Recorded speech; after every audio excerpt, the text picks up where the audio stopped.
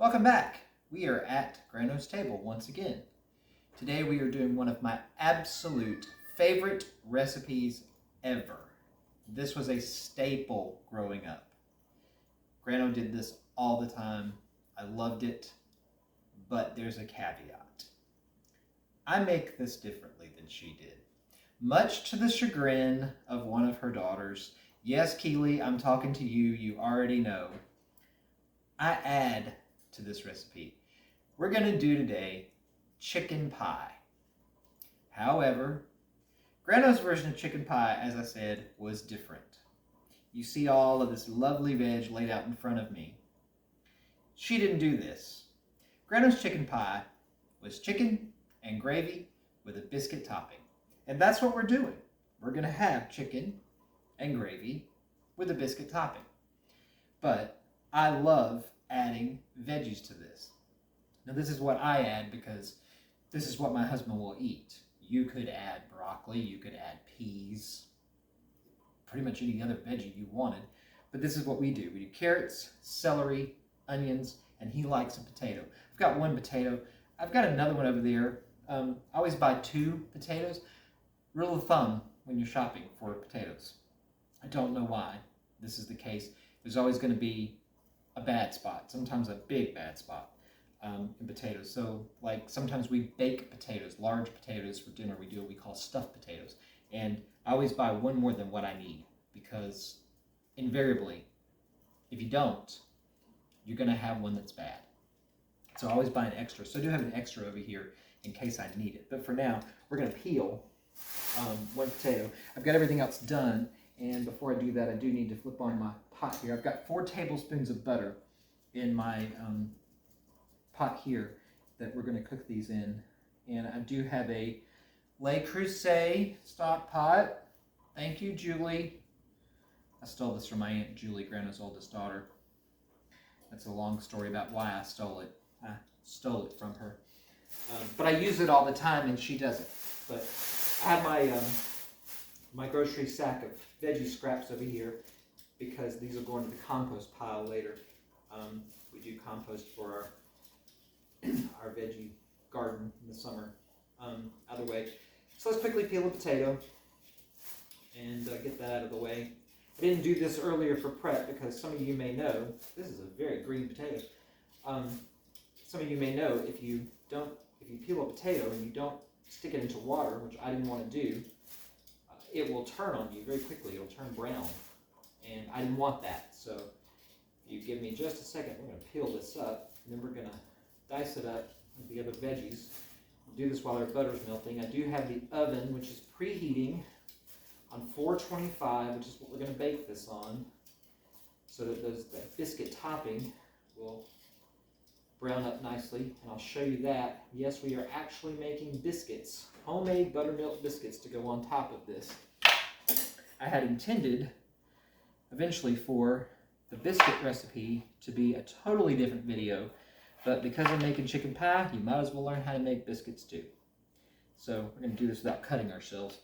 I don't want to have to stop the video and call the ambulance because I'm bleeding all over myself.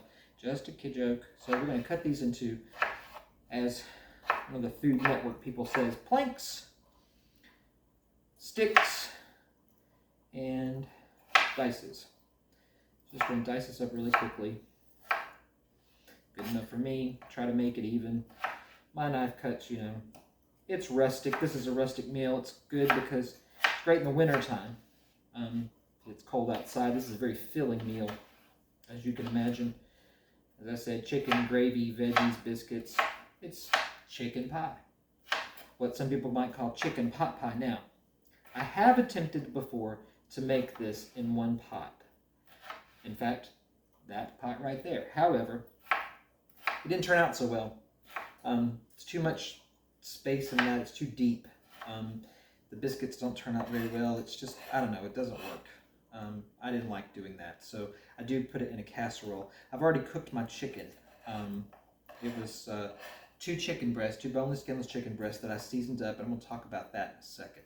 Normally I do that with just some salt and pepper, some garlic, poultry seasoning, that kind of thing. But I'm going to talk about what I seasoned it with in just a second. You may see a hint on the counter. Give me 1 second. I need my bench straight. I didn't pull that out earlier. So this butter's melting, and it's almost there. In fact, it's there enough. I do want to turn this up a little bit. My oven runs hot, so I don't like for things to start off on a high temp right away because it tends to want to burn. This is a smooth top, which is fine with me. I have no problem cooking on one, but I will say that this particular stove top does like to burn things if you're not careful. That's my oven heating up to 425. It's come up to temp. Answer a question for me. Why do our appliances sing to us now? My dishwasher, when it's done, it sings to me when it's finished running. And same thing with my washing machine. Don't get it. Don't understand it. I don't know why things need to sing to us to tell us they're finished. That is enough potato. There really weren't any bad spots in that, mostly because, as I said when I was peeling it, it's pretty green. So glad to not see many bad spots. So I won't use that other potato. That's plenty for this. So put the potatoes in first. I want to let those get going for a second. And you can probably hear, I don't know if you can hear that butter's starting to sizzle a little bit. I am going to go ahead and throw some salt into those. And a little bit of pepper. We'll season this again. I don't use a ton of salt, but I do like pepper. And I'm going to separate this out for just a second. I will throw onions in just a minute, but I want to let these go. This might be a little bit of a longer video. There's a lot to this. It's easy, but there's a lot of steps. And it does take a bit. Potatoes have to cook. And they need to cook down. We try to get them a little bit soft. Now they're going to cook in the oven, but they're not going to cook for long enough for them to actually cook in the oven. None of these veggies are. They need to be soft before you put them in the casserole. So while we do that, I'm going to let these kind of get a little bit of a head start, just for a couple of minutes, not long. But I do want them to kind of spread them out even in the pan. I realize you don't get a really good close-up of this in the pan, but we'll work on that. We're new. This is new to me, this new channel. We'll get started on that. Maybe get you a few different camera angles as we go along. But I think you can understand what we're doing here. I don't think you necessarily have to be staring down into a pot to know that I'm cooking some potatoes here. They sound like they're frying. They're really not. They're just cooking in that little sizzling butter. Anyway, so I mentioned to you before that I had already baked off my chicken. I did do this in the air fryer. What I did was I took the 2 boneless, skinless chicken breasts, cleaned them off, took the fat off, that kind of thing, cleaned them up. I did cut them in half so they'd cook a little quicker. In the air fryer, 400 for about 15 minutes. That's all it took in the air fryer. But I seasoned them up differently this time. I am a TikTok person. Love it, hate it, whatever, however you feel about TikTok. I love TikTok. And in fact, the first video that I shot for at Grano's Table ended up on TikTok, all 20 whatever minutes of it, as well as YouTube on this channel. But I am in love with the Cook Talk folks. There's several. Your Barefoot Neighbor, Matthew Bounds, does a great job. Love him. He's recently leveled up on his TikTok site. All of these folks are on YouTube as well. Look them up. So Your Barefoot Neighbor, love him. Does a lot of great charity work down on the Gulf Coast of Mississippi. Love Mississippi Queen. She's down there as well. Also does some good charity work. Love her channel. Love aggressive cooking tutorials with Jess. Fantastic. She's hysterical. I love A Wee Bit Silly. That's her TikTok handle. Her name's Renee. She's up in Northern Virginia. Love her. She also does some aggressive cooking with Renee, which is hysterical. Love her. One of my favorite folks, which is what I want to talk about right now, and it really ties into Grano pretty well. Her name is Desiree, and she does cooking, comedy, and chaos. And if you can hear me over the potatoes that are sizzling a little more than I want, hold that thought. We're going to throw these other veggies in while we talk about Desiree. Desiree is in Pennsylvania. And she's near Pittsburgh, and she's been through it this past year. But recently, she's made a decision in her life to get sober. I'm real proud of her. I do not know this woman personally. I feel like I know all of these folks personally, as a lot of times you do on the internet. Some of my best true-to-life, real-life friendships have come from the internet over the last, 30, almost 30 years or so. Different interests that I have. But this cooking thing is something I've done my whole life. So all we did was just throw the veggies in. That was it, just on top of those potatoes that had started cooking. We're just going to give those a stir. I am going to turn this down because it's a little, again, too hot for me. And we're going to do one more quick dash of salt and good healthy amount of pepper. I like pepper. Give that a stir. And again, that was just 4 tablespoons of butter. Threw in the potatoes, let them get going. Onions, celery. That was 2 ribs of celery and 2 carrots. Just chopped up. That's it. This is going to be our veg for the chicken pie. All right, so we're going to got that turned down just a little bit so it'll still cook. Place that on. Tried to show you this in a video the other day and didn't do it. One of Grano's spoon rests that was in her kitchen forever that I have. 2 of these. I love it. Reminds me of her every day. So we're going to throw a lid on this, kind of half askew, or just leave a little bit of a vent. Want that sort of to steam some so those veggies will cook. Back to what I was saying. So Desiree, Cooking Comedy Chaos on TikTok and also on YouTube. Great lady. Love her to death. Would love to meet her. She's fantastic. She has a line of what she calls legitimately the best seasoning. And I got to tell you, I ordered a couple of these. They came today. And I was really excited because I wanted to use them to season the chicken. And I did. And I actually seasoned it with the mild version. There is a hot version, which I'm super excited to try because both Jimmy and I like spice pretty well. And y'all, this is good. This chicken, because we both sort of nibbled on it when it came out of the air fryer, which I'm about to do now. All I did, again, I'm going to talk with my mouth full. Grano will be mad about that. Again, I just cut 2 chicken breasts, just cut them in half, threw them in the air fryer, 20 minutes, 400, 15 minutes, 20 minutes, I can't remember. They're perfect, fantastic. And then I took the chicken out, let it rest for about 10 minutes, chopped it up, threw it in my casserole that I'm going to put the veg and the gravy in. And this is good. This stuff is fantastic. It really is, legitimately, as she says, the best seasoning. Legitimately is a word that Desiree coined. She, on her channel, she does some pretty funny stuff. Bell peppers are ding-dongs. They're bells. They make that sound. It's pretty funny. She has me saying jalapeno for jalapeno. I think that's hysterical. I love people who are punning. I like puns. Anyway, she's just great. But the reason I bring this up in a At Grano's Table video, Grano, for 40 plus years, was a small business accountant. That's what she did, taxes and small business accounting. And for 25-ish years or so, she was the executive director of the Georgia Association of Accountants and Tax Professionals. You talk about a woman who started that career in the early 60s. That wasn't something that women did then. Impressive, strong woman. And that was her career. I mean, that for her whole life. And in addition to being the executive director of the Georgia Association of Accountants and Tax Professionals, she was a member of the National Society of Accountants. In fact, she served as a governor for the National Society of Accountants. And she was named, I'm going to forget the year, I have the award. I took the award when she passed. But she was given an award as Accountant of the Year by National Society of Accountants. It's been a little over 20 years ago now that happened, and she was so proud of that, and we were all proud of her. That was a big accomplishment for somebody like her who came up, raised her daughters. Amazing to me that somebody, again, who started out in the early mid-60s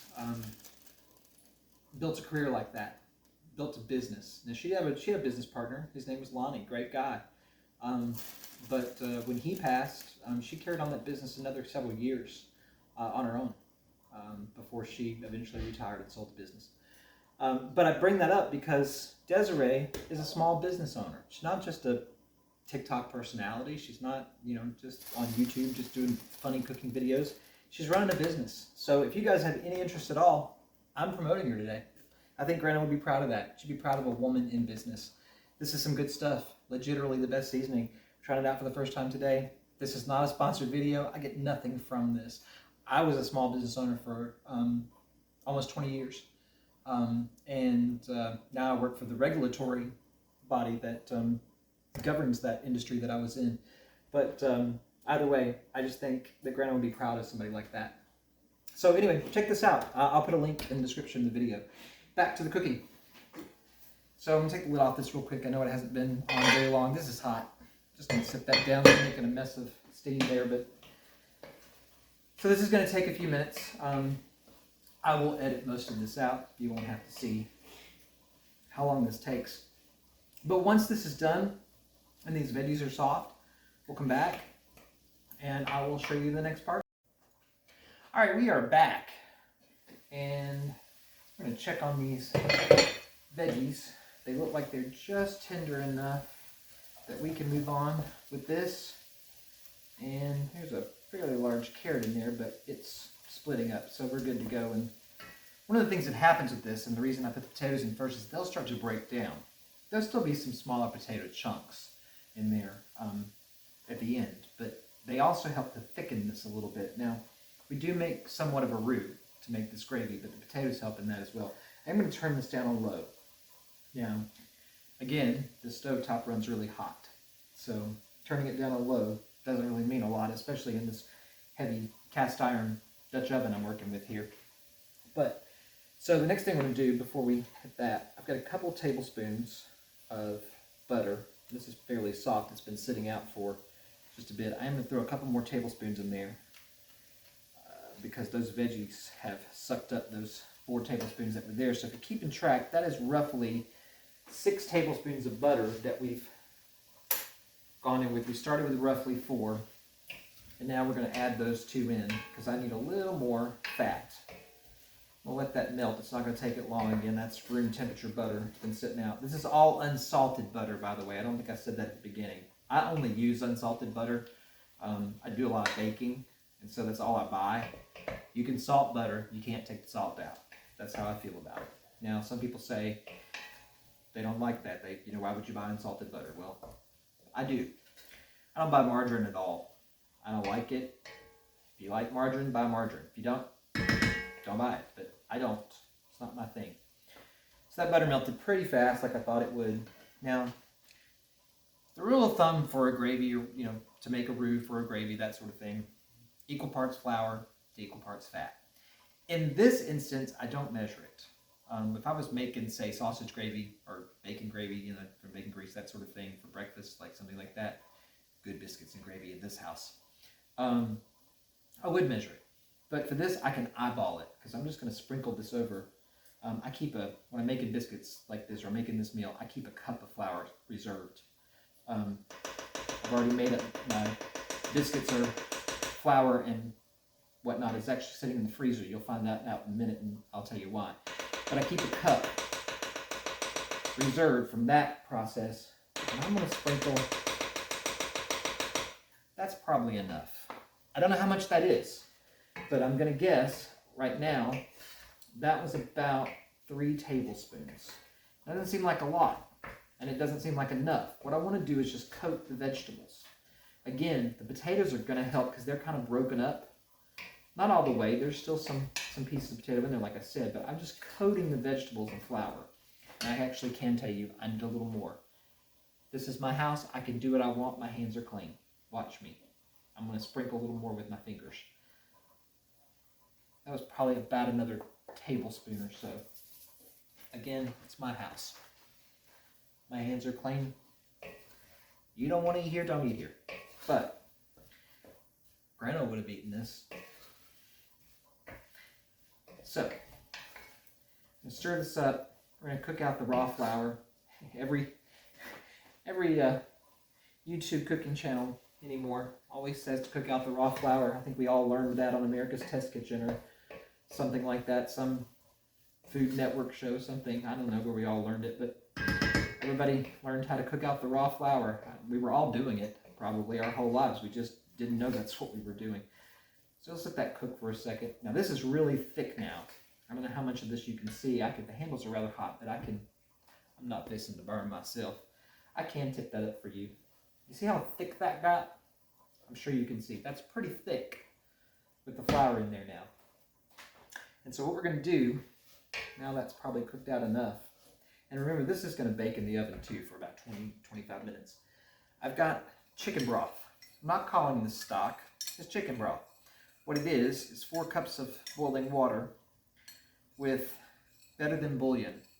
Greatest stuff ever invented. I've got every variety known to man that they make in my fridge right now, from ham-based to vegetable base to beef, and this is chicken. This is roasted chicken. So I mixed up one of these. I don't really go by their guide. One teaspoon on their lid says that's 8 ounces of chicken broth, but I do a mounded tablespoon of the better than bouillon chicken to 4 cups. I don't know exactly how much of this I'm going to need. Probably all 4 cups.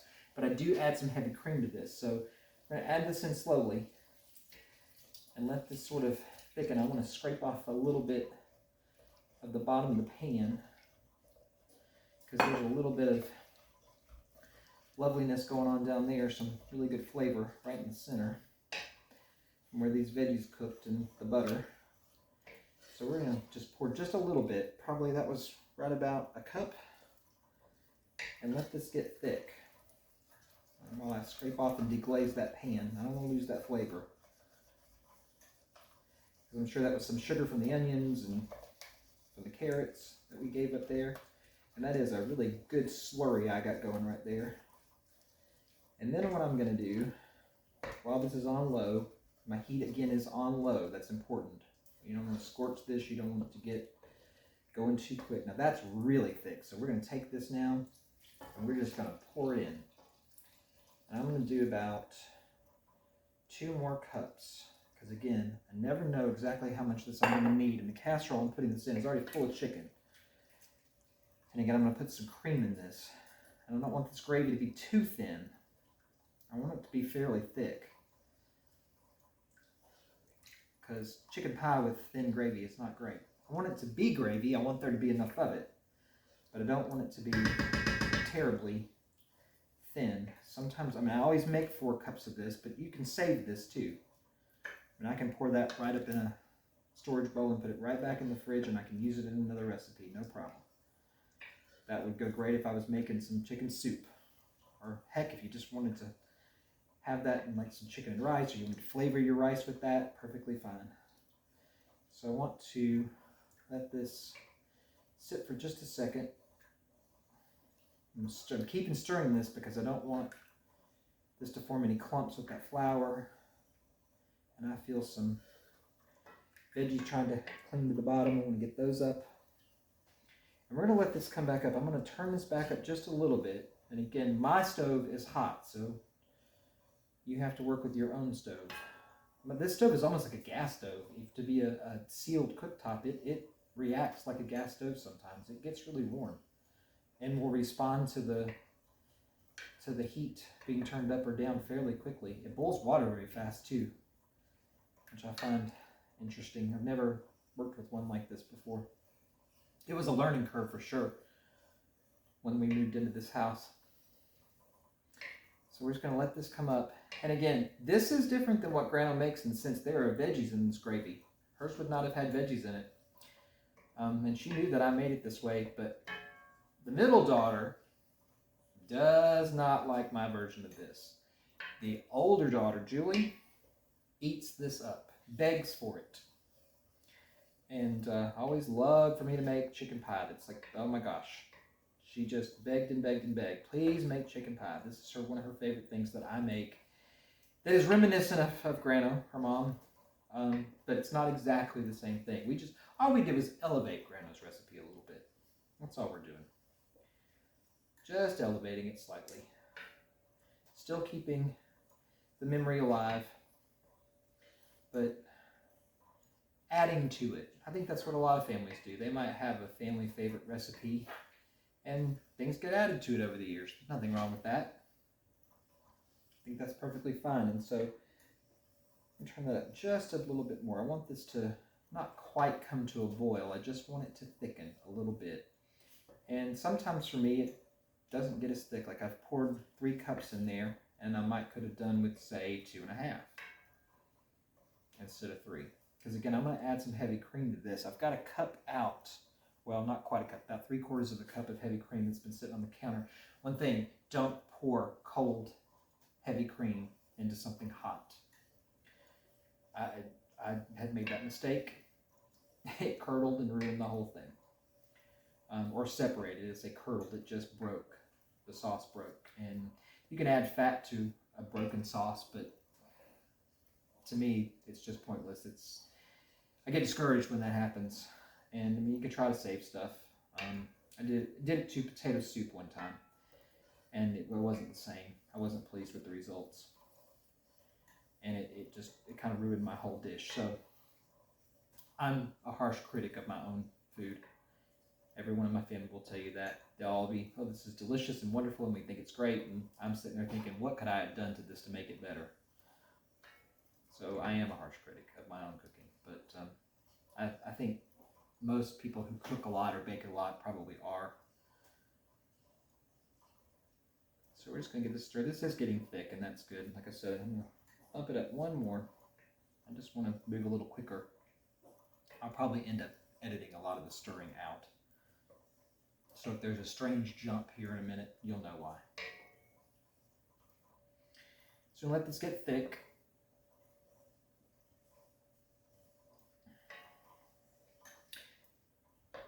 If you saw the video of the other day where I made that pie, I'm probably going to have that for dessert tonight. And I was thinking about that earlier, how that pie was served at a lot of family functions. And I thought, we've got some of that left over from the other day when I made that. Check that video out. It was a good one. It was short, not nearly as long as this. You don't have to spend as much time learning how to make something like we're doing tonight. But, because this is dinner tonight. But that's it. It's a really good recipe and very easy to make. And be looking forward to having some of that this evening after this really hearty meal that we're making. This is getting good and thick.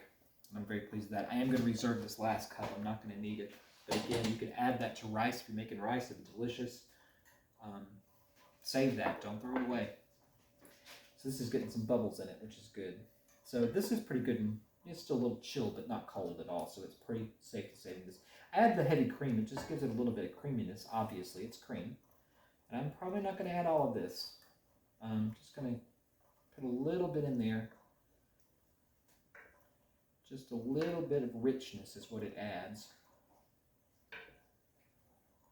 Yep, that's all I'm going to need. I had about 3/4 of a cup, and I used about half of that. There's a third of a cup left, so that's all I'm going to put in it. And I'll save this. I'll put some of my coffee in the morning. I'll just throw some saran wrap over that and stick it in the refrigerator, and I'll throw it in my coffee in the morning.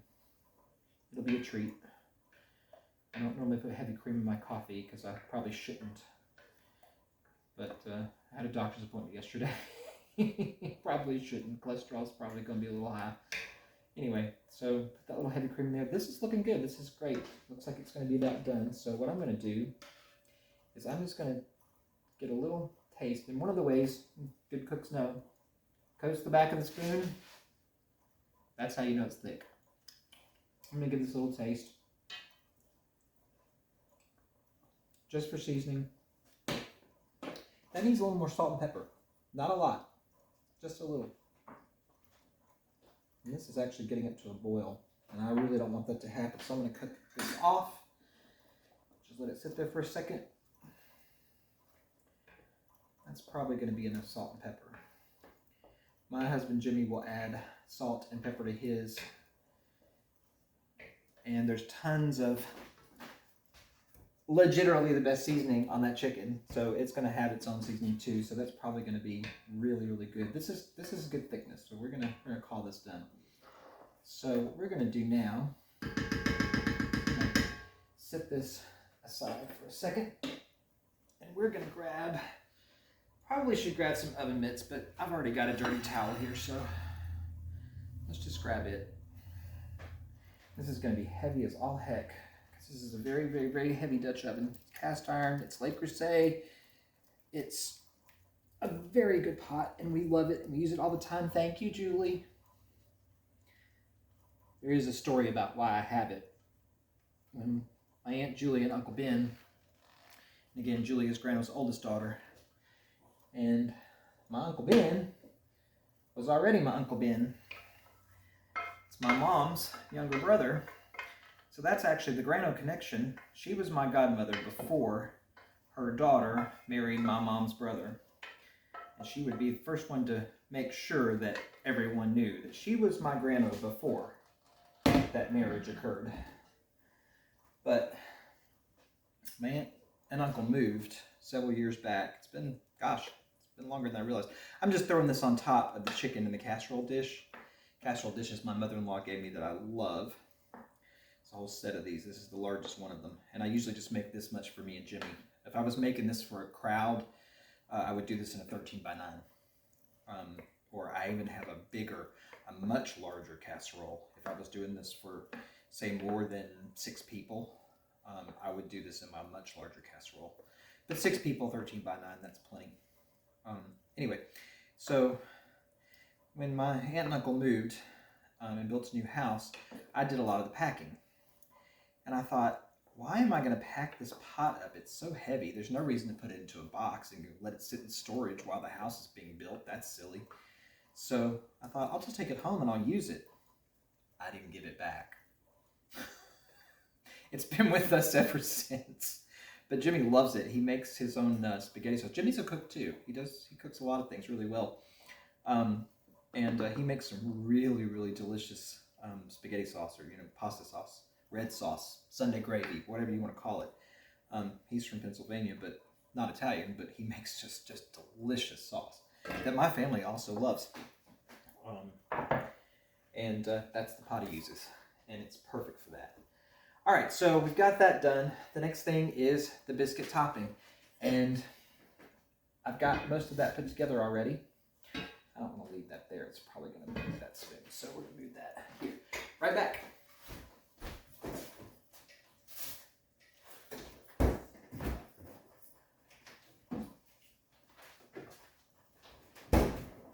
So, this has been in my freezer. This is 2 cups of white lily flour. In the South, we use white lily. I know you can find white lily in the North now, and other places in the country. For the longest time, you couldn't do it. But we use white lily here because it's the best. It's made from a winter wheat, which is softer, and it makes the best biscuits. Bar none. I won't use any other flour for biscuits. If they ever stop making white lily, I'm just not going to make any more biscuits. That's just the way it is. And into this, the reason it's been in my freezer, I want this cold. It's like a pastry, any kind of bread, like a pastry. And biscuits, layers, you want layers in them. And so to get a good flaky layer, you want it very, very cold, as cold as you can get it. Now, admittedly, I did steal this recipe from Southern Living. Everybody in the South tends to make their biscuits roughly the same way, but they all have a different method. I have never understood it. I don't know why. But that's what they do. So either way, this is a little bit less than what I would normally do if I was making biscuits for like breakfast. But this is 2 cups of self-rising white lily flour and roughly 3/4 of a stick, so a little less than a half a cup of butter, unsalted butter. And the butter was grated in, and then I just mix it up with my hands, just kind of make it like coarse sand. And then I put it in the freezer. This has been in the freezer for a while because I want it to be good and cold. 10 minutes will do, 15 minutes, something like that. But this has been in there for more than an hour. I want it cold. And this is whole milk buttermilk. Please do not buy fat-free buttermilk. Please do not buy anything other than whole milk buttermilk. I don't know what the point is to me. And then I've seen people putting what we call sweet milk, just regular whole milk, or, God forbid, skim milk in their biscuits. Y'all, stop doing that, please. If If I see another person put sugar in their biscuits, I'm going to lose my mind. What are you doing? I don't care. You tell me if you're from the South and you put sugar in your biscuits your whole life. I ain't never put sugar in my biscuits. I don't understand it. It's the craziest thing in the world to me.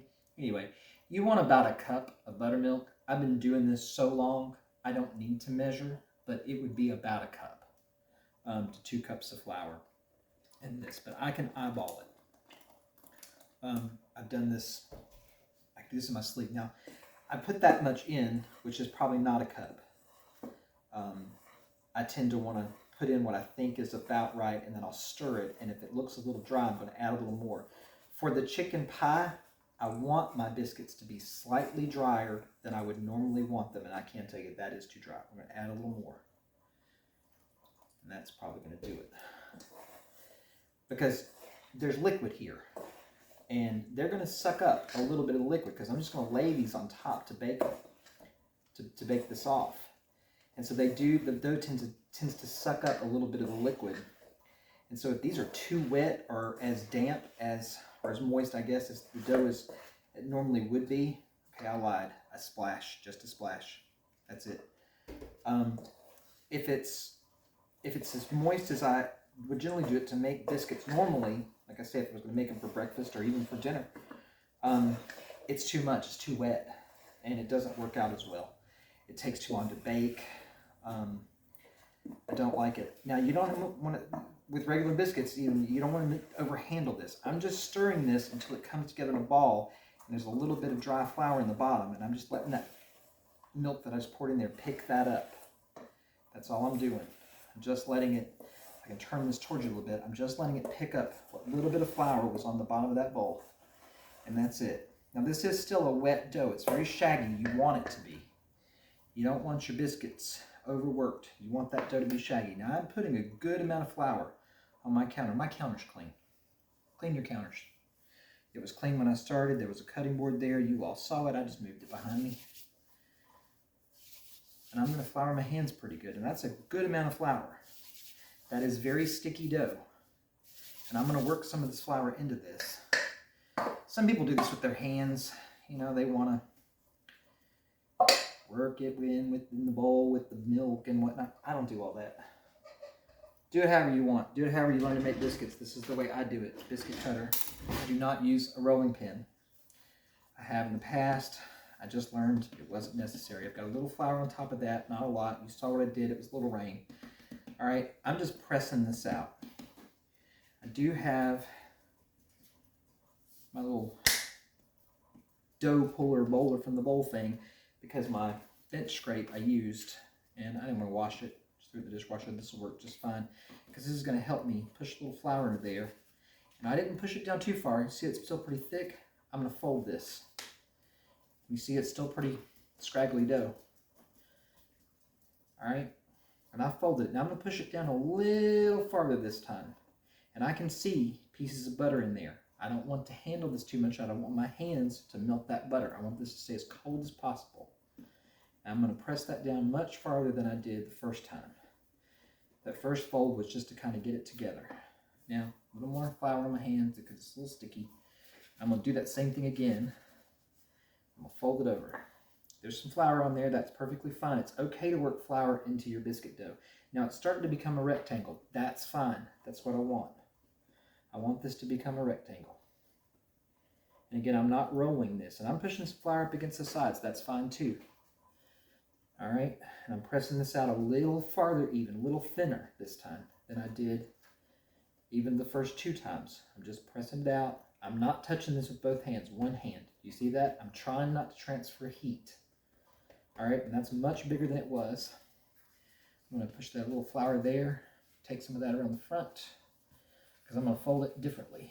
I'm just using the flour to help pick it up off the surface. That's it. These are stone countertops. Most people have these now. They're still a little cool. That's just good. Push this down. And a little more flour on my hands. It's still sticky. All right, I'm pushing this down. You notice I have folded that. What was that, 4 times? Okay, I'm still making a rectangle this way now. If you were putting butter between this, that would be called laminating. That's how they make croissants. But that's not what I'm doing. There's butter in here. But all we're doing is making layers right now. This is what makes the layers in the biscuits. so it makes them rise up and be flaky and have layers.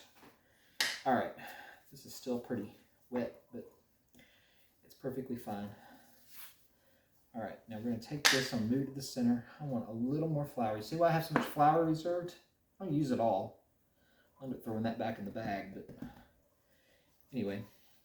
All right, just bring this together. I'm going to smooth that out. And I do want to bring this one more time, and that's it. That's the last time I'm going to fold it. So that was what, 6 times? A little more flour. Just rain it on top, and that's it. Again, this is going to be a little drier than what I would normally do for a regular biscuit. But again, because there's liquid in there, it's going to suck up some of that. Now for this, because it's a square dish, I can usually get 9, this is a 3-inch cutter, I can usually get 9 biscuits out of this, and that will cover the top, because they'll spread as they bake. They're going to touch on the top, but they still will spread. They're going to rise up and they're going to spread. And so they'll end up covering the entire top of that by the time it bakes. What I'm doing right now is just feeling the edges with my thumb for thickness, to make sure it's thick. The same thickness all the way around, and then I'm pushing down with one palm, one hand, and I can feel how thick that is. I don't need a rolling pin. Again, I've done this enough. You may, but what you're looking for, and I can't tell you measurements. I could tell you that was a 1/2 inch thick, a 1/4 inch thick. I have no idea. I'm just feeling it. I know what it should be. And I know I'm supposed to be teaching you something here. But this is something you can't teach somebody on a video. But you can see what I'm doing. And you can kind of judge. I would say, if I had to tell you, that is probably about a 1/2 inch maybe. Somewhere between 1/4 and a 1/2 inch. And I can feel that that's even all the way across. So what I'm going to do now, dump a little more flour out. Just going to stick my cutter in it. Now it's not going to pick up a lot of flour right now because it's not wet. In a second it will be.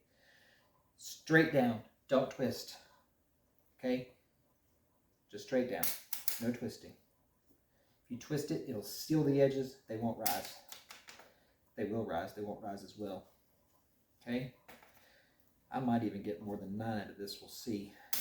Sometimes I have a little extra. I set this casserole on a pan, a cookie sheet, just in case it bubbles over, because sometimes it does. So if I ever have any extra biscuits left over, I just bake them on the pan next to the casserole. So picking these up, they're very delicate. And you can tear them apart. They're going to get misshapen a little bit. You can just put them right back into shape. Don't handle them too much. They don't have to be perfect. There's nothing about these that have to be perfect. They don't have to be perfect shape, as long as they're roughly the same size and thickness for what we're doing. Because remember, this is a crust for a topping for a casserole. They're still going to do what they need to do. And their function will be just fine. You can rest assured. See, like that one came out pretty well. It's not as misshapen or as rustic as those. But again, this is a rustic dish. Who cares? Who are we trying to impress? Grano wouldn't have cared. She would have said this was beautiful, and she would have ate it and been very happy. And she would have told you not to sweat it. One of her favorite things to say was, "Don't borrow trouble." She reminded me of that all the time.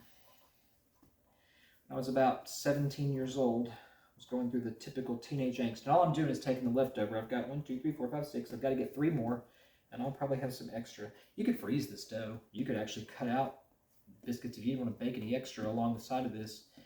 You could cut them out and sit them on a cookie sheet, flash freeze them individually, and then throw them in a bag, and then they can bake up frozen. Throw them in the oven, 500, take about 10, 12 minutes, and you've got biscuits. You know, a few anyway. So I was about 17 years old, teenage angst, just full of it. She had about enough of me, and she made me write down on a yellow legal pad in her office one day, "If life is as hard as Grano says it is, I will eat this piece of paper." Well, I can't tell you how many times in my life at here, almost just a few months from 49 years old, that I have wanted to eat that piece of paper. She gave me that piece of paper not long before she died. A couple of years, she found it somewhere. I don't know where. She found it in some Munster stuff. She gave me that piece of paper. I have it. And even today, 8 years after she passed, I would eat that piece of paper, because let me tell you, life is absolutely sometimes as hard as she said. I'm going to cut one more out of this, and because I've got my 9. And then there's always this little scraggly one. My mom did this. She always made this one for the dog when she made biscuits for breakfast. So we're going to take those 2. We'll throw those 2 on the pan and let them bake up. I've got 1, 2, 3, 4, 5, 6, 7, 8, 9. I've got my 9. Here's one thing I do. Take some of this flour, because again, that's wet. And I always just kind of powder the bottom of these just so they don't soak up quite as much before I lay them on. And I know I said we don't overwork these, we don't touch them too much, but this is kind of the part where you do have to do that. But they're still cold, I can feel them. That's still cold dough. So I'm just putting a little bit of flour on the bottom, so a little bit of a barrier between the bottom of these biscuits and that liquid, that gravy, just so it doesn't soak up quite as much and they don't get soggy. That's the thing you're trying to avoid. You don't want the bottoms of them to get too soggy.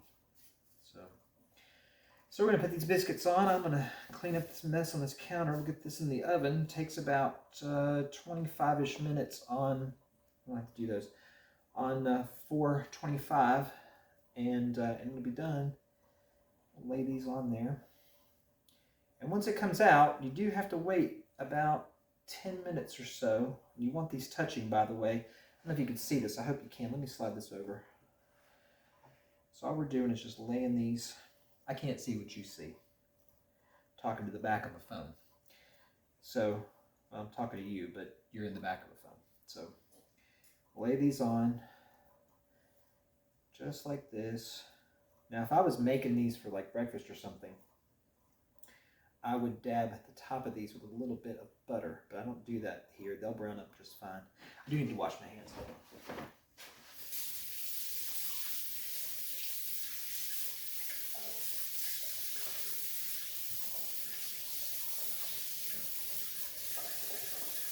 Sorry you're having to watch me wash my hands. Nobody wants to do that. Probably edit that out.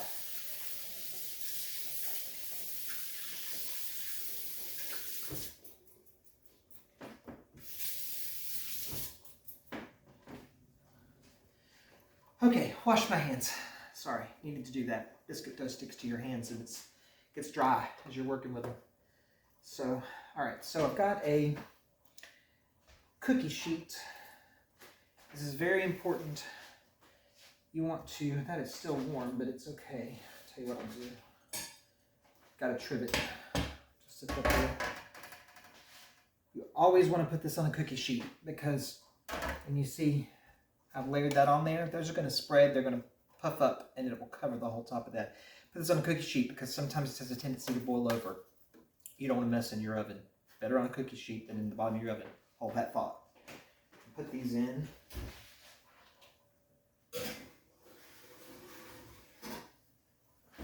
And again, that's 425. And we're going to set that on about 20 minutes. Sometimes it takes 25. Oop, forgot to put the little biscuits on the pan. Hold on.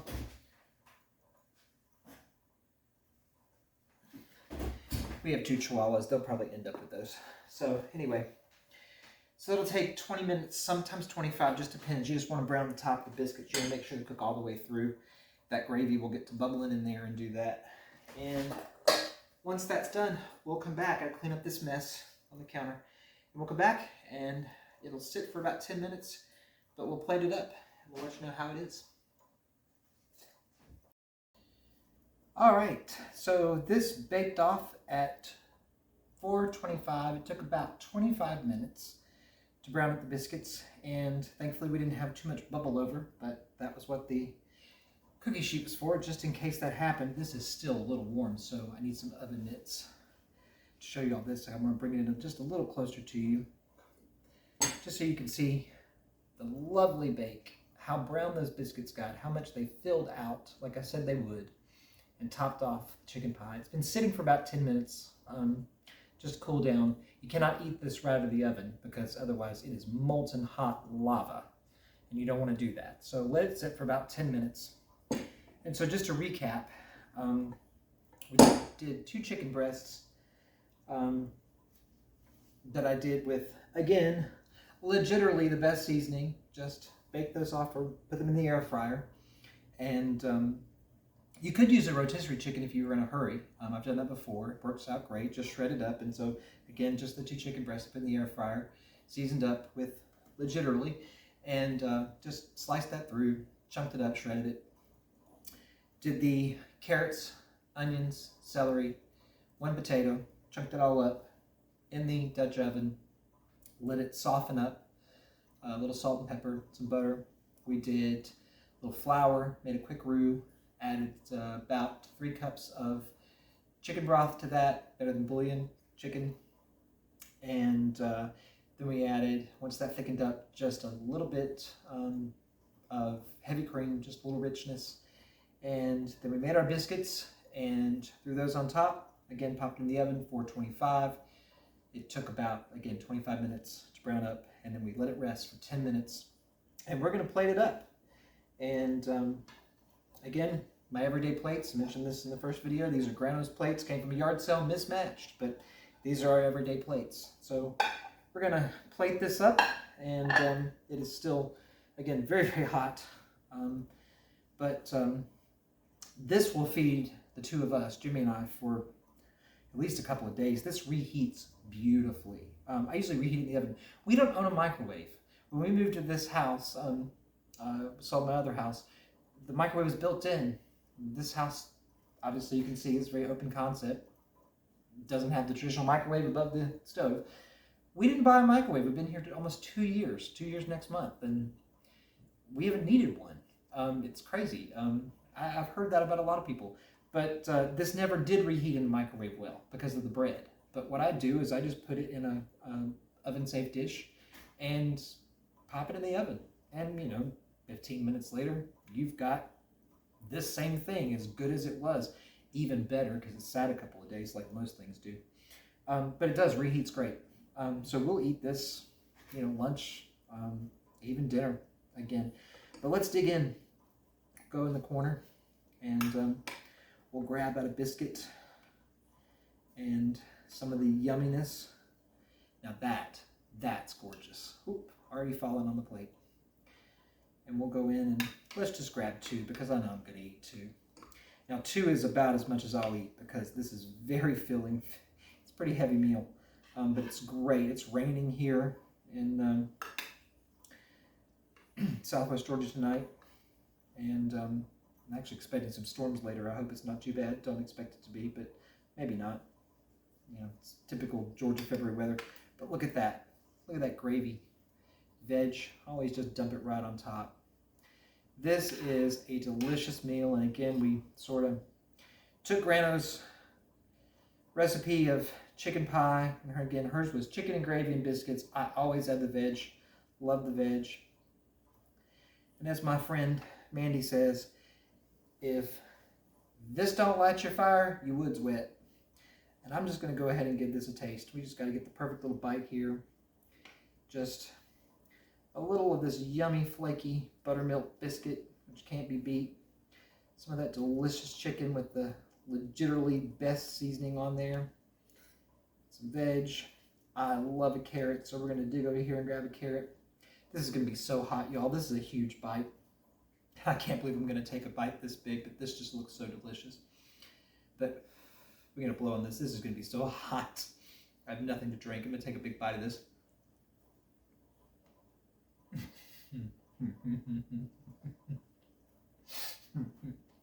Heaven. Make this. This is so delicious. I'm going to call Jimmy into dinner. It's time to eat. Please join us again. Make another great dish. Make sure you, wow, I'm sorry. You know what? One more. One more. I'm making a mess. Need a napkin. Probably in my beard, as usual. Yes, definitely. We're messy around here. This is life. This is real life. Anyway, chicken pie. So delicious. Join us again at Grano's table.